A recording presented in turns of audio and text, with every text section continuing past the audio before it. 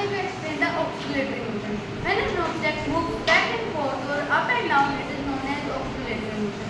Like this pendulum, it's going up and then coming down, or it's going back and coming forth. This is the example of oscillatory motion.